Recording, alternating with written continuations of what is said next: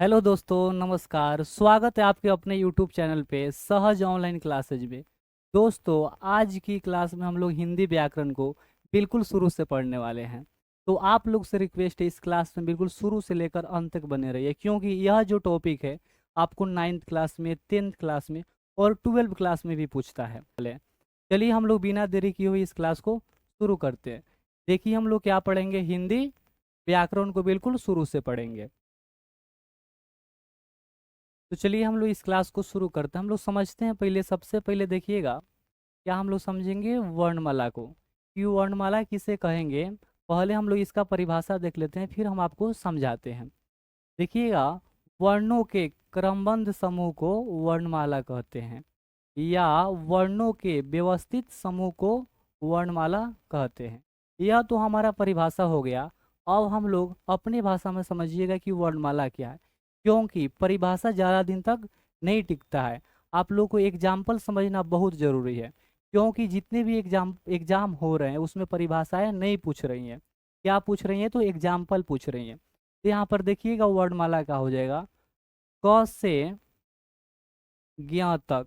अगर हम लोग क्या करते हैं, समूह में लिखते हैं, यानी इसमें हम लोग क ख ग लिख देते हैं, च छ ज लिख देते हैं, ट ठ ड लिख देते हैं, थ थ द लिख देते हैं, प फ व लिख लेते हैं और य र ल लिखते हैं, यानी य र ल कहाँ तक, ज्ञ तक। तो यहाँ तक क से लेकर ज्ञ तक, क से लेकर ज्ञ तक, इन सारी वर्णों को हम लोग क्या कहेंगे, तो वर्णमाला कहेंगे। चलिए अब हम लोग देखते हैं कि वर्ण किसे कहते हैं। जैसे आप लोग इंग्लिश में लेटर पढ़े होंगे, वैसा ही हिंदी व्याकरण में वर्ण होता है। पहले हम लोग परिभाषा देखते हैं कि भाषा की सबसे छोटी इकाई को वर्ण या अक्षर कहते हैं। आप वर्ण कहिए या अक्षर कहिए, दोनों को दोनों क्या होता है, सेम होता है। चलिए हम लोग वर्ण के एग्जाम्पल को समझते हैं कि वर्ण क्या है। आप लोग देखिए, जैसे क यानी क वर्ग। कि क वर्ग के अंदर जितने भी आते हैं वो सब क्या है, वर्ण है। उसके बाद में देखिए ट वर्ग, क्या हो जाएगा, ट वर्ग, यानी ट वर्ग के अंदर जितने भी आते हैं ये सब क्या हो जाएंगे, यानी क से लेकर यहाँ तक, या आ। आप लोग आ को भी समझ सकते हैं, यानी आ भी हमारा क्या होता है, तो वर्ण ही होता है। यानी पूरा क ख ग, यानी उसके बाद में आ, इस सब के सब क्या होते हैं, वर्ण होते हैं। चलिए आगे देखिए, हम लोग समझे कि वर्ण किसे कहते हैं। तो भाषा के सबसे छोटी इकाई को वर्ण या अक्षर कहते हैं। आपको एग्जाम्पल भी बताए हैं, क से लेकर ज्ञ तक, या आ, इस सभी के सभी हमारे क्या होते हैं, तो वर्ण होते हैं। अब हम लोग समझते हैं कि वर्ण को कितने भेद होते हैं या कितने प्रकार होते हैं। यहाँ पर देखिएगा, वर्ण के दो भेद होते हैं। वर्ण के कितने भेद होते हैं, दो भेद होते हैं। कौन कौन से? तो पहला स्वर वर्ण और दूसरा व्यंजन वर्ण। पहला है क्या, तो स्वर वर्ण और दूसरा व्यंजन वर्ण। अब हम लोग समझते हैं कि स्वर वर्ण किसे कहते हैं, यानी क से लेकर ज्ञ तक ओ आई तो सभी तो क्या हो गया, वर्ण हो गया। अब वर्ण को क्या किया गया है, दो भागों में बांटा गया है। तो वह कौन कौन से हैं? तो पहला हो जाएगा स्वर वर्ण और दूसरा व्यंजन वर्ण। अब हम लोग समझते हैं कि स्वर वर्ण उसमें से कौन होते हैं। तो स्वर वर्ण की परिभाषा में देखिएगा, जिन वर्णों के उच्चारण करते समय किसी दूसरे वर्ण की सहायता नहीं लेनी पड़े तो उसे स्वर वर्ण कहते हैं। इसका जो परिभाषा है कि जिस वर्ण के उच्चारण में किसी दूसरे वर्ण की सहायता नहीं लेनी पड़े उसे स्वर वर्ण कहते हैं। यानी जो वर्ण स्वतंत्र बोली जाती है, आप दूसरे किताबों में देखिएगा तो उसमें लिखा होगा कि जो वर्ण स्वतंत्र बोली जाती है उसे स्वर वर्ण कहते हैं।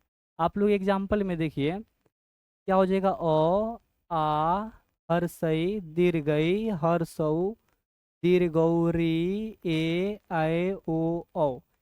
इसको आप काउंट कीजिएगा तो आपको देखेगा कि 11 ही स्वर होते हैं। कितने हैं, 11 हैं। 1 2 3 4 5 6 7 8 9 10 11, यानी स्वरों की संख्या कितना हो गया, 11 हो गया। ध्यान रखना है, स्वर का मतलब आप लोग अ आ से समझिएगा। स्वर जहाँ पे भी आएगा उसका मतलब क्या होगा, अ आ ही होगा। आगे आप लोग देखिए, स्वर वर्ण की संख्या 11 होती है। कितना, 11। एग्जाम में पूछता है कि स्वर वर्ण की संख्या कितना होता है, तो याद रखिएगा 11, क्योंकि अ आ में अंग और अ, अंग और अ को दोनों को छोड़ दिया जाता है। ठीक है ना, क्योंकि अगर हम इसका उच्चारण करेंगे तो इसमें दूसरा वर्ण आ जाएगा, जैसे अंग, इसमें क्या हो जा रहा है, कोई दूसरा वर्ण आ रहा है। इसी कारण इसको हम लोग क्या करते हैं, साइड रखते हैं अ आ में। ठीक है ना, तो स्वर का मतलब क्या समझिएगा, अ आ ही समझिएगा। आगे हम लोग स्वर वर्ण के आगे पढ़ने से पहले हम लोग क्या करते हैं, मात्रा को समझते हैं कि मात्रा किसे कहते हैं। आपको यहाँ पर दिखाई दे रहा होगा, क्वेश्चन है कि मात्रा किसे कहते हैं। यहाँ पर लिखा हुआ है, किसी वर्ण के उच्चारण करने में लगने वाले समय को मात्रा कहते हैं। किसी वर्ण के उच्चारण में लगने वाले समय को मात्रा कहते हैं। इसको याद रखिएगा कि मात्रा की संख्या क्या होता है, तो 10 होता है। मात्रा के आधार पर स्वर वर्णों के दो भेद होते हैं। मात्रा के आधार पर स्वर वर्णों के दो भेद होते हैं। मात्रा का परिभाषा बताने का मेन मकसद यही था कि आपको पता लगे कि मात्रा के आधार पर स्वर वर्ण के दो भेद होते हैं। इसी कारण आपको मात्रा की परिभाषा बता दिए हैं। वह दो वर्ण कौन कौन से होते हैं, तो ह्रस्व स्वर और दीर्घ स्वर। अब हम लोग दोनों में से सबसे पहले ह्रस्व स्वर को समझते हैं कि ह्रस्व स्वर किसे कहते हैं और वो कौन कौन से होते हैं। किसे कहते हैं से ज़्यादा इम्पोर्टेंट है कि कौन कौन वो होते हैं, उनको पहचान करना। क्योंकि ज़्यादा एग्जाम में आपका परिभाषा ना पूछकर एग्जाम्पल नहीं पूछेगा। देखिएगा यहाँ पर इसका परिभाषा लिखे हैं, जिस वर्ण का उच्चारण करते समय कम समय लगे तो उसे ह्रस्व स्वर कहते हैं। यानी जिनका उच्चारण करते समय कम समय लगे, यानी सबसे कम समय में जिनका उच्चारण हो जाए, उससे हम लोग क्या कहेंगे, ह्रस्व स्वर कहेंगे। ध्यान रखना है कि ह्रस्व स्वर किसे कहेंगे, तो जिनका उच्चारण करते समय कम समय लगे। जैसे वो कौन कौन से स्वर होते हैं जिनका उच्चारण में कम समय लगता है, तो आप लोग देखिए। जैसे क्या हो जाएगा, अ, हर्षई, हर्षौ, रे, यानी कितना हो रहा है, 4 हो रहा है। आप लोग देखिए कि ह्रस्व स्वर की संख्या कितना हो गया, 4। बस ध्यान रखना है कि 11 स्वर होते हैं। कितने होते हैं, 11, और 11 में से 4 निकल गए ह्रस्व में, 4 निकल गए ह्रस्व में, तो कितना बचेगा, अब 7 बचेगा। तो 7 क्या हो जाएंगे, आपका दीर्घ स्वर हो जाएंगे। अगर आपको 11 को पता हो गया कि स्वर है, ठीक है, उसमें से आप 4 को ह्रस्व याद कर लिए, तो दीर्घ आपको अपने आप याद हो जाएगा। ज़्यादा आपको इम्पोर्टेंट क्या है, तो एग्जाम्पल को समझना। क्या चीज़ को, एग्जाम्पल को। क्योंकि एग्जाम में क्या पूछेगा, निम्नलिखित में कौन ह्रस्व स्वर है, इस तरीके से क्वेश्चन पूछेगा। आगे देखिए, लिख, ह्रस्व स्वर की संख्या 4 होती है। क्वेश्चन पूछेगा कि ह्रस्व स्वर की संख्या कितना होती है, तो 4 होती है, आप लोग याद रखिएगा। आगे देखते हैं, ह्रस्व स्वर को एक मात्रिक स्वर कहते हैं। अब हम लोग समझते हैं कि दीर्घ स्वर किसे कहेंगे। चलिए देखिएगा, जिस वर्ण का उच्चारण करते समय ज़्यादा समय लगे, यानी अधिक समय लगे, या ये भी बोल सकते हैं कि जिस स्वर का उच्चारण करते समय ह्रस्व स्वर से अधिक समय लगे, उसे क्या कहेंगे, तो दीर्घ स्वर कहेंगे। जैसे एग्जाम्पल में आप लोग देखिएगा, उसे क्या कहेंगे, तो दीर्घ स्वर कहेंगे। जैसे आप एग्जाम्पल में देखिए, आ, दीर्घई, दीर्घौ, ए, ऐ, ओ, औ, ये कितने हो जाएंगे, 7 गो। यानी टोटल स्वर कितने हो रहे हैं, तो 11 हो रहे थे। टोटल स्वर कितने हो रहे थे, 11, जिसमें से ह्रस्व कितना हो गया था, ह्रस्व स्वर कितने हो जा रहे थे, तो 4। और दीर्घ आपका कितना हो गया, दीर्घ कितना हो जाएगा, 7 हो जाएगा। तो याद रखना है, अगर आपको 4 गो याद हो गया ह्रस्व स्वर, ठीक है, तो जो बचेगा 11 गो में से जो 7 गो, वो आपका क्या हो जाएगा, तो दीर्घ स्वर हो जाएगा। पर चलिए, आप लोग, अगर आप लोग क्लास अच्छा लग रहा होगा तो इस क्लास में आप लोग कंटिन्यू बने रहिए। चलिए आगे हम लोग देखते हैं कि दीर्घ स्वर की जो संख्या होती है 7 होती है। दीर्घ स्वर की संख्या कितना होती है, 7 होती है, याद रखिएगा। और ह्रस्व स्वर की संख्या कितना होता है, तो 4 होता है। आगे देखिएगा, दीर्घ स्वर को द्विमात्रिक स्वर कहते हैं। कौन सा स्वर कहा जाता है, दीर्घ स्वर को, तो द्विमात्रिक स्वर कहते हैं। याद रखना है आपको कि दीर्घ स्वर को द्विमात्रिक स्वर कहा जाता है। इस साल जो अभी एग्जाम हुआ है बिहार बोर्ड के, हिंदी के पेपर में ये क्वेश्चन पूछा गया था कि किस स्वर को द्विमात्रिक स्वर कहते हैं। जो ऑफलाइन कोचिंग चलता है उसमें हम ये चीज़ बताए थे अपने बच्चों को, और उम्मीद है कि वो लोग ये चीज़ बनाए भी होंगे कि दीर्घ स्वर को द्विमात्रिक स्वर कहते हैं। आगे देखिएगा, जिह्वा के आधार पर स्वर को 3 भेद होते हैं। अभी हम लोग जो ऊपर पढ़े हैं वो मात्रा के आधार पे पढ़े हैं। क्या चीज के आधार पे पढ़े हैं? मात्रा के आधार पे पढ़ा है। ये चीज आपको बताए हैं कि मात्रा किसे कहते हैं। फिर मात्रा के आधार पे आपको बताए हैं कि स्वर को 2 भागों में बांटा गया। पहला क्या? ह्रस्व स्वर और दूसरा दीर्घ स्वर। आ से सिर्फ मतलब रखना है कि जहाँ भी स्वर की बात होगा, ठीक है, जिसमें आपको ये चीज क्लियर की है अभी कि ह्रस्व स्वर 4 होते हैं और 7 दीर्घ स्वर होते हैं। ह्रस्व स्वर को एक मात्रिक स्वर कहते हैं और दीर्घ स्वर को द्विमात्रिक स्वर कहते हैं। 3 भेद होते हैं। स्वर के कितने भेद होते हैं? 3। किसके आधार पर? तो जिह्वा के आधार पर स्वर के 3 भेद होते हैं। वह कौन कौन से होते हैं? चलिए देखिए। पहला हो जाएगा अग्र स्वर, दूसरा मध्य स्वर और तीसरा पश्च स्वर। पहला अग्र स्वर, दूसरा मध्य स्वर और तीसरा पश्च स्वर।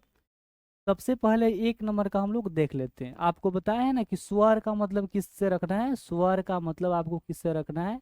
तो अ आ से रखना है। क्या चीज से? अ आ। सिर्फ क्या चीज से रखना है? तो अ आ से ही रखना है, दूसरे किसी से नहीं रखना है। जैसे देखिए, और याद रखना है वहीं 11 में से ही अलग अलग बांटा जाएगा। ठीक है, पहले हम लोग पढ़े मात्रा के आधार पर, अभी हम लोग जिह्वा के आधार पे सीख रहे हैं, जिसमें 3 प्रकार होते हैं, अग्र स्वर, मध्य स्वर और पश्च स्वर। पहला हमारा क्या है? तो अग्र स्वर। देखिए कि अग्र स्वर कौन कौन से होते हैं? हर्षई, दीर्घई, ए, ऐ और री। ठीक है ना? यह कितना हो जा रहा है? तो 5 हो जा रहा है। यानी 5 जो हमारा ये क्या होते हैं? तो अग्र स्वर होते हैं। वह कौन कौन से होते हैं? हर्षई, दीर्घई, ए, ऐ, री। ये पांचों के पांचों हमारा क्या होते हैं? तो अग्र स्वर होते हैं।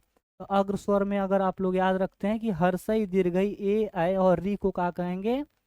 तो अग्र स्वर कहते हैं। आगे देखिएगा, अग्र स्वर की संख्या कितना हो जाएगा? संख्या 5 होता है। अग्र स्वर की संख्या कितना हो जाएगा? तो 5 हो जाएगा। आगे 2 नंबर में देखिएगा, मध्य स्वर। सिर्फ मध्य स्वर में अ आता है और अ यहाँ पर मध्य स्वर कितना हो जाएगा? तो 1 हो जाएगा। मध्य स्वर कितना हो जाएगा? 1 हो जाएगा। याद रखना है आपको, अग्र स्वर में हर्षई, दीर्घई, ए, ऐ और री। ठीक है, उसके बाद में मध्य स्वर तो बिल्कुल सिंपल है। क्या है? तो एक ही होता है, वो भी क्या? तो अ। ठीक है, तो उम्मीद है कि आप लोगों को ये मध्य स्वर आप कभी भी नहीं भूलेंगे कि अ को मध्य स्वर कहते हैं और इसकी संख्या 1 होती है। आगे हम लोग देखते हैं मध्य स्वर की संख्या क्या हो जाएगा? तो 1 हो जाएगा। मध्य स्वर की संख्या कितना हो जाएगा? 1 हो जाएगा। चलिए हम लोग 3rd नंबर में देखते हैं। अभी हम लोग जिह्वा के आधार पे पढ़ रहे हैं। जिह्वा के आधार पर स्वर को 3 भागों में बांटा गया है, जो आपको पहले हम बताए हैं। अग्र स्वर, एक में क्या था आपका? अग्र स्वर।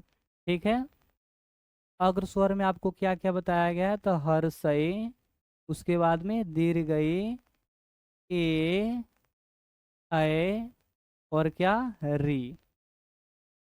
ये क्या होते हैं? तो अग्र स्वर होते हैं। ठीक है ना? ये पांचों के पांचों हम आपको बताए हैं। दूसरा आपका क्या हो जाएगा? 2 में क्या हो जाएगा? मध्य स्वर। मध्य स्वर हम लोग अभी सीखे हैं, जो क्या होता है? तो अ होता है। ठीक है, और 3rd नंबर में देखिए क्या होता है? तीसरा नंबर पश्च स्वर। तीसरा नंबर में क्या है? पश्च स्वर। यानी 11 में से आप लोग देखिए 1 2 3 4 5 6 हो गया। ठीक है, अब कितना बच गया? 5 बच गया। तो जो 5 गो होंगे वो क्या हो जाएंगे? आपका पश्च स्वर। पश्च स्वर में कौन कौन से स्वर हैं? चलिए देखते हैं। क्या? आ, हर्षऊ, दीर्घऊ, ओ, औ। यह पांचों के पांचों हमारा ये क्या हो जाएंगे? जो 5 गो है यह क्या हो जाएंगे? आपका पश्च स्वर हो जाएंगे। ठीक है, और अग्र स्वर क्या होगा? हर्षई, दीर्घई, ए, ऐ। मध्य स्वर क्या हो जाएगा? अ हो जाएगा। ठीक है, और जो 5 गो बच रहे आपका आ, हर्षऊ, दीर्घऊ, ओ, औ, ये कौन से स्वर हो जाएंगे? तो आपका मध्य स्वर, पश्च स्वर हो जाएंगे। अयोगवा किसे कहते हैं? इसके बारे में बताया गया है कि हिंदी वर्णमाला में अंग और अह को किशोरी दास वाजपेयी ने अयोगवा कहा है। आपको एग्जाम में यही पूछेगा कि निम्नलिखित में कौन अयोगवा है, तो याद रखिएगा अंग और अ। अंग और अ को हम लोग क्या कहेंगे? तो अयोगवाह कहेंगे। ठीक है, देखिएगा अयोगवाह का विच्छेद किया गया, अ प्लस योग प्लस वा, यानी तीनों को मिलाने के बाद से क्या बनता है आपका अयोग वा बनता है। ठीक है। और अंग को केवल जब अंग अलग रहेगा तो उसे क्या कहेंगे अनुस्वार कहेंगे। ठीक है। और अ को क्या कहेंगे तो विसर्ग कहेंगे। अ को क्या कहेंगे विसर्ग, याद रखना है। अंग को क्या कहेंगे अनुस्वार कहेंगे। ठीक है।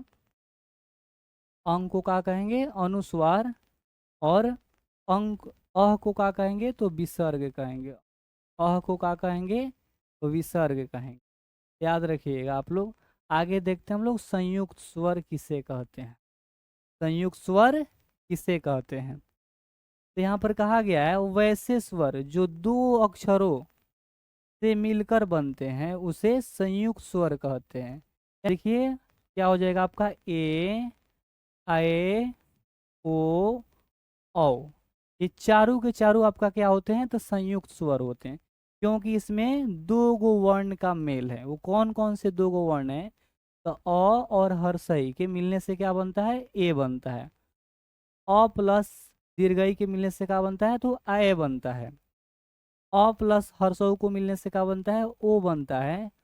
अ प्लस दीर्घऊ को मिलने से क्या बनता है ओ। क्या हो जाएगा इसका संख्या क्या हो जाएगा संयुक्त स्वर का संख्या कितना हो जाएगा तो चार हो जाएगा। ये चारों आप ये भी बोल सकते हैं दो अक्षरों की जगह पर हम लोग क्या बोल सकते हैं दो स्वरों के मेल से जो स्वर बनते हैं उसे संयुक्त स्वर कहेंगे। चलिए आगे देखते हैं। अभी हम लोग बिल्कुल स्वर को पढ़े हैं, ठीक है ना। स्वर का मतलब अ आ से रखिएगा। मात्रा के आधार पर स्वर को दो भागों में बांटा गया है। जिह्वा के आधार पर स्वर को तीन भागों में बांटा गया है। मध्य स्वर, अग्र स्वर और पश्च स्वर। ठीक है। और ये भी चीज़ सीखे हैं लोग कि संयुक्त स्वर किसे कहते हैं। तो जो स्वर दो वर्णों के मिलने से बनते हैं यानी दो स्वरों के मिलने से बनते हैं उसे क्या कहेंगे संयुक्त स्वर कहेंगे। हम लोग अयोगवा भी सीखे हैं। अयोगवा भी सीखे हैं। अंग और अ को अयोगवा कहते हैं। यहाँ पे आपका परिभाषा क्या है जिस वर्ण का उच्चारण करते समय किसी दूसरे वर्ण की सहायता लेनी पड़े उसे क्या कहेंगे व्यंजन वर्ण कहेंगे। चलिए देखिएगा वो कौन कौन से व्यंजन है। तो क्या हो जाएंगे क वर्ग यानी क के अंदर आने वाले सभी। ठीक है। चवर्ग, टवर्ग, कवर्ग और पवर्ग, यानी यह हमारा क्या हो गया 25 हो गया। ठीक है ना। यानी व्यंजन देखिएगा यहाँ पर जो आपके एग्जाम्पल में सामने है वो 25 है, लेकिन इसके अलावे भी होते हैं।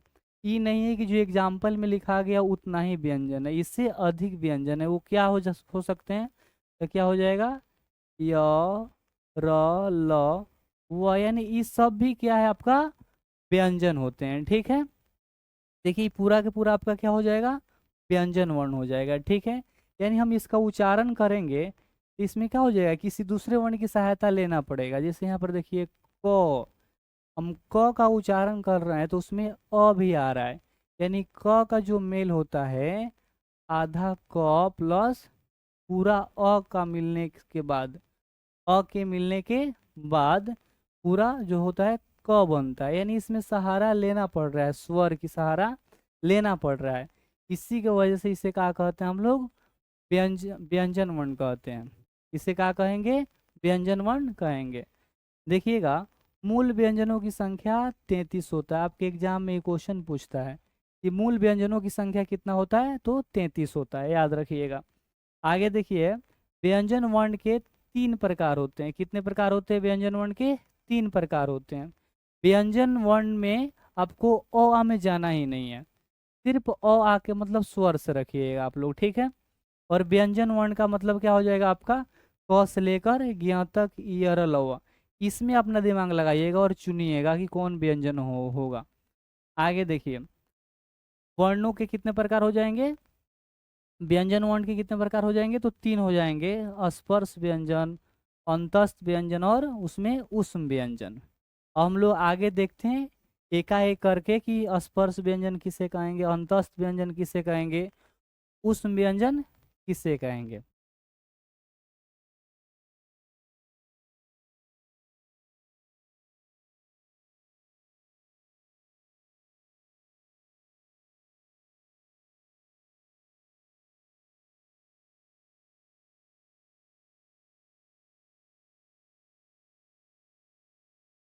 व्यंजन वर्ण के कितने प्रकार हो जाएंगे, तो 3 प्रकार हो जाएंगे, ठीक है ना। उसमें से आपका पहला देखिएगा क्या हो जाएगा, अस्पर्श व्यंजन। तो हम लोग सबसे पहले समझते हैं कि अस्पर्श व्यंजन किसे कहते हैं, ठीक है ना। क से लेकर म तक, यानी क से म तक के अक्षरों को अस्पर्श व्यंजन कहते हैं। यानी कि अस्पर्श व्यंजन की जो संख्या होता है कितना होता है, 25 होता है। आगे देखिए हम लोग समझते हैं अंतस्थ व्यंजन किसे कहते हैं, ठीक है। स्पर्श समझिए आप, क से लेकर म तक के जितने भी वर्ण होते हैं उन सभी को स्पर्श व्यंजन कहते हैं, और इनकी संख्या 25 होता है। हम लोग देखते हैं कि अंतस्थ व्यंजन किसे कहते हैं। य, र, ल, व, यानी चारों के चारों। य, र, ल, व को क्या कहेंगे, तो अंतस्थ व्यंजन कहेंगे। क्या कहेंगे, अंतस्थ व्यंजन कहेंगे। किसको किसको, य, र, ल, व को अंतस्थ व्यंजन कहेंगे। इनकी जो संख्या है कितना हो जाएगा, 4 होती है। ये क्वेश्चन आपसे पूछता भी है कि अंतस्थ व्यंजन की संख्या कितनी होती है, तो याद रखिएगा 4 होती है, ठीक है। आगे हम लोग समझते हैं उष्म व्यंजन को। इसका नाम देखिए क्या है, उष्म व्यंजन, ठीक है ना। देखिए क्या हो जाएगा, तलाबे स, मूर्धन स, दन स, ह को उष्म व्यंजन कहते हैं, क्योंकि इसका उच्चारण करते समय मुंह से उष्मा निकलता है। तलाबे स, मूर्धन स, दन स, ह, यानी इसका हम उच्चारण कर रहे हैं तो मुंह से क्या निकल रहा है, उष्मा निकल रहा, मुंह से क्या हो रही है, उष्मा निकल रहा है, जिसकी वजह से हम लोग इसे क्या कहेंगे, उष्म व्यंजन कहेंगे, ठीक है। इनकी जो संख्या होती है कितना होती है, 4 होती है। याद रखनी है आपको कि अंतस्थ व्यंजन की भी जो संख्या होती है 4 होती है, ठीक है। और उष्म व्यंजन की भी जो संख्या होती है कितना होती है, 4 होती है। वो क्या है, संयुक्त व्यंजन है। चलिए हम इसको भी सीखते हैं कि संयुक्त व्यंजन किसे कहेंगे। तो वैसे व्यंजन वर्ण जो दो व्यंजनों के संयोग से बनते हैं। संयोग का मतलब क्या हो जाएगा, तब मिलने से हो जाएगा। किससे हो जाएगा, आपका मिलने से हो जाएगा। ये चीज अपना याद रखिएगा। संयोग का मतलब आपका क्या हो जाएगा, मिलने से। मिलने से बनते हैं उसे हम लोग क्या कहेंगे, तो संयुक्त व्यंजन कहते हैं। वो कौन कौन से व्यंजन हैं जो दो गो व्यंजन के मिलने से बनते हैं, इसका एग्जाम्पल देखिएगा। क्या हो जाएगा, छ, त्र, य, और क्या हो जाएगा, स्र। यानी जो छ है वो आधा क और पूरा त के मिलने के बाद से बना है। उसके बाद में क्या है, त्र आधा त और र के मिलने से बना है। ज्ञ आधा ज और य के मिलने से बना है।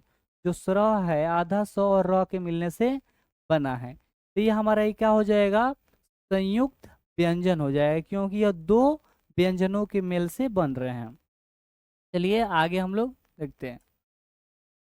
देखिएगा हम लोग जितने भी चीज ऊपर पढ़े हैं हम उसको बिल्कुल शॉर्ट करके यहाँ पर नोट करवाए हैं। देखिएगा इसमें क्या क्या है ये चीजें। तो संयुक्त व्यंजन की जो संख्या होती है कितना होती है, 4 होती है। कितना होती है, 4 होती है। अभी हम लोग जो संयुक्त पढ़े हैं, संयुक्त व्यंजन पढ़े, उसकी संख्या कितना होती है, 4 होती है। इसमें से आपको हर एक एग्जाम में 1 से 2 क्वेश्चन बनते हैं। 1 से 2 क्वेश्चन बनते हैं, इसी कारण इसको हम शॉर्ट करवा के बताए हैं। आपको अगर परिभाषा नहीं याद होती है तो सिर्फ संख्या याद रखिएगा और उसका एग्जाम्पल याद रखिएगा, ठीक है। जैसे स्वर देखिएगा, स्वर क्या हो की संख्या कितना हो जाएगा, 11 हो जाएगा। और वो कौन कौन से होते हैं, तो अ से लेकर औ तक, अ से लेकर औ तक की जो संख्या हो जाएगा क्या हो जाएगा, आपका वो स्वर हो जाएगा, ठीक है। जो अ से लेकर अ तक के जो भी वर्ण होंगे वो क्या हो जाएंगे, आपका स्वर वर्ण हो जाएंगे। क्या हो जाएंगे, और इसकी संख्या कितना हो जाएगा, 11 होगा। अयोग वा की संख्या कितना होती है, 2 होती है। वो कौन कौन से होते हैं, तो अंग और अ। अयोग वा कौन कौन से होते हैं, अंग और अ। आगे देखिए स्पर्श व्यंजन, इनकी संख्या कितना होती है, 25, क से लेकर म तक। अंतस्थ व्यंजन की संख्या कितना हो जाएगा, 4, य, र, ल, व को अंतस्थ व्यंजन कहेंगे। उष्म व्यंजन की संख्या 4, तलाबे स, मूर्धन स, दंस और ह को हम लोग क्या कहेंगे, उष्म व्यंजन कहेंगे। संयुक्त व्यंजन कौन कौन से हो जाएंगे, तो छ, त्र, ज्ञ और स्र, और इसकी संख्या क्या हो जाएगा, 4 हो जाएगा। देखिएगा द्विगुण व्यंजन भी आता है, ठीक है। उसकी संख्या क्या हो जाएगा, 2 हो जाएगा। डंग और ढ, यानी इसके नीचे भी क्या रहेगा, बिंदु रहेगा, ठीक है ना। याद रखना है क्या हो जाएगा, यार ड को, और जो ये ढ होता है और इसके नीचे जो बिंदु होता है हम लोग इसे क्या कहते हैं, तो द्विगुण व्यंजन कहते हैं, उसका जो पीछे हम लोग पढ़े हैं उसका बिल्कुल इस चीज़ शॉर्ट है। अगर लगा होगा आप इस क्लास से कुछ सीखे हैं, तो अगर इस चैनल पे आप लोग नए भी हैं तो इस चैनल को सब्सक्राइब कर दीजिए और बेल आइकन को प्रेस कर दीजिए, ताकि आने वाले सारे वीडियो का नोटिफिकेशन आप सभी को मिल जाए।